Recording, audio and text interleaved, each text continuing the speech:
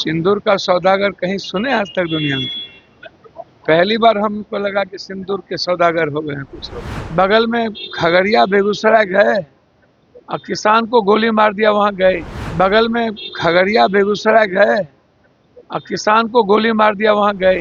पहले तो सब नेता अपने अपने दल से अपराधी को हटाए, अपराधी को टिकट देना बंद करे।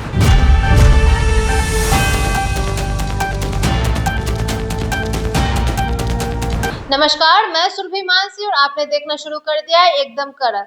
तो विधानसभा चुनाव को लेकर जितने भी राजनीतिक दल हैं वो बिल्कुल सक्रिय हो चुके हैं और जितने भी राजनीतिक हैं एक दूसरे के दलों को मतलब अपोजिट विपक्ष के जो दल हैं उनकी पोल खोले जा रहे हैं। वहीं पप्पू यादव जो बस राजनीति और चुनाव के वक्त ही एक्टिव दिखते हैं, उन्होंने तेजस्वी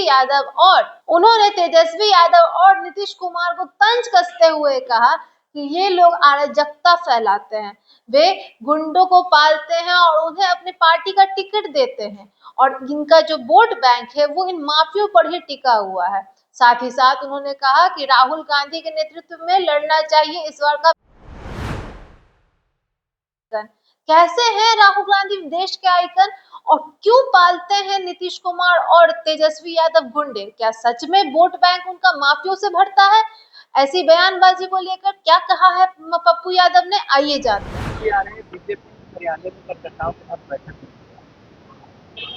अब जब घिसकती हुई जमीन होगी और सिंदूर का सौदागर लोग बनेंगे तो रास्ता क्या है, समझते हैं? सिंदूर का सौदागर कहीं सुने आज तक दुनिया में? पहली बार हमको लगा कि सिंदूर के सौदागर हो गए हैं कुछ लोग। और जब अब तो कभी वर्कर से मिलते नहीं हैं, वर्कर तरस जाता है तो कहते हैं वोट हमारे नाम पर है। वोट वर्कर के नाम पर मिलता है, किसी नेता के नाम पर वोट नहीं मिलता है। वर्कर सर्वोच्च है और जनता मालिक है, जनता भगवान है। इसीलिए समझ में आ गई जमीन, इसलिए कार्यालय तो जाएंगे ना। तो क्राइम तो बढ़ रहे हैं, लेकिन किसको मतलब है? क्या लेना देना किसी को है? कितनी सिंदूरें राजनीति चल रही है, सौदा होगा, क्राइम से क्या लेना देना? बगल में खगड़िया बेगूसराय गए और किसान को गोली मार दिया, वहां गए। तो क्या लेना देना क्राइम से किसी नेताओं का? अब चुनाव लड़ेंगे, जात पात करेंगे कि जनता को बचाएंगे?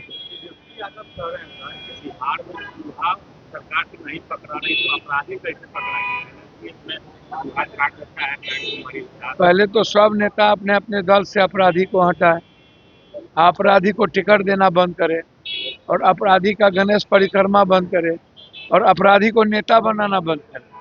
वसूली करने वाला जमीन माफिया, तो पहले जमीन और बालू और शराब, ऐसे माफियाओं को तो टिकट से बचे।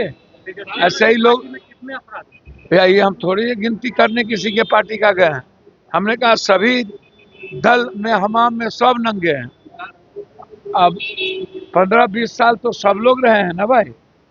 4 साल डिप्टी सीएम सब लोग रहे हैं, नीतीश जी और तेजस्वी जी दोनों साथ रहे हैं, तो मुक्त कर देते 4 साल में। ये चुनाव के समय मुक्त कहाँ से होगा? बिना अपराधी के वोट मिलेगा इनको? दल चलेगा? माफिया साथ रहेगा तो पार्टी चलेगा, नहीं रहेगा तो नहीं चलेगा। कांग्रेस से मुक्त कर सकते हैं। हल्का लांबा बिहार आए थे, महिलाओं को लेकर उन्होंने घोषणा किया है, पर जेडीयू के नीरज कुमार है, वो कह रहे कि नीतीश कुमार बिहार में महिलाओं के लिए काफी काम किया। हाँ, सब महिलाओं को मजदूर बना दिए। ममता, आशा, आंगनबाड़ी, वृद्धा पेंशन, विधवा पेंशन, निःशक्त पेंशन भरना ही नहीं है, सब महिला को लोग बना दिए हैं। और हम तो अपने नेता से कहते ही हैं कि इंटर की भी किसी भी जाति की लड़कियों के लिए 75% आरक्षण की, निजी क्षेत्र में आरक्षण की घोषणा कर देनी चाहिए ताकि सबको रोजगार मिले। महिलाओं को आत्मनिर्भर बनाने की जरूरत है, मजदूर बनाने की जरूरत नहीं। सर, पिछले दिनों आपने बयान दिया था कि बिहार में राहुल गांधी के नेतृत्व में चुनाव लड़ना चाहिए। देश भर में राहुल गांधी के चेहरे को आप आगे लाइएगा तो एनडीए को खत्म कर पाइएगा। उसमें बिहार भी तो इसी देश में है ना। तो राहुल गांधी जी के नाम पर चुनाव लड़िए, निश्चित रूप से बिहार में बड़ा परिवर्तन हो। कांग्रेस मजबूत हुई है ना तो राहुल गांधी के आने के बाद। राहुल गांधी जी देश के आइकॉन बन चुके हैं, आम आदमी की आवाज बन चुके हैं, राष्ट्रवाद और मानवतावाद के वो प्रतीक हो गए हैं। ईबीसी, ओबीसी, एसटी, एससी, संविधान, आरक्षण सबकी एक आवाज हो चुके हैं। इसीलिए राहुल गांधी जी बेरोजगारों की आवाज है, इस देश के आत्मस्वाभिमान और सम्मान की आवाज है।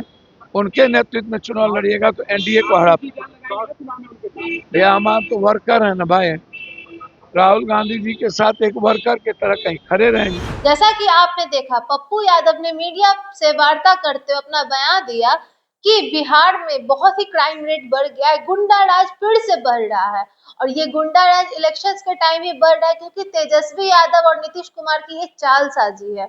ये जालसाजी इसलिए बिछाई रखी है क्योंकि इन दोनों का जो वोट बैंक है, खासकर नीतीश कुमार का, वो माफियों से ही भरता है, इनके ही राज से भरता है। उन्होंने सख्त कहा है कि बिहार में अगर अपराधियों को पालना बंद करके उन्हें टिकट देना बंद कर दे राजनीतिक दल, माफिया और गुंडों की जो राजपाट है, शासन है, वो खत्म हो जाएगा, उनका संरक्षण बंद हो जाएगा, उनको समर्थन मिलना बंद हो जाएगा।